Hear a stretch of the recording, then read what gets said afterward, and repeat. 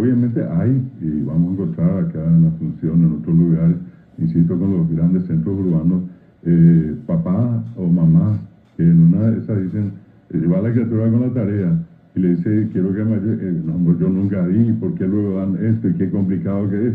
Y yo le doy la razón a esos padres, le doy la razón, porque ellos no estudiaron. ¿Y cómo van a enseñar algo que no conocen? Sí. Bueno, ¿y a quiénes me estoy refiriendo? A las personas que en Paraguay hoy tienen por arriba de 35 años. Sí. Esa gente no estudió. O si es que estudió una cosa así tan efímera, tan rápida, que no fue nada. ¿Quiénes son los que hoy ya están en condiciones de poder ayudar? Y ocurre eso en la práctica, estos padres que tienen, vamos a poner ese tope, hasta 35 años, que son, si contamos nosotros, hablamos de la reforma, empezó en el 94, sí. Y ahora cumplió 31 años.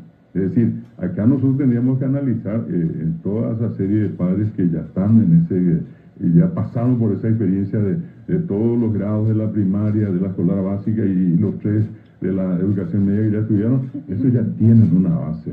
Entonces, eso también hay que analizar a la hora de hacer un juicio de valor acá, porque efectivamente hay una generación que no aprendió, que no conoce, y por consiguiente, insisto, nadie puede enseñar lo que no conoce. El que ya dio, tiene ya esa base y puede colaborar. Y de hecho, se nota eso en la práctica.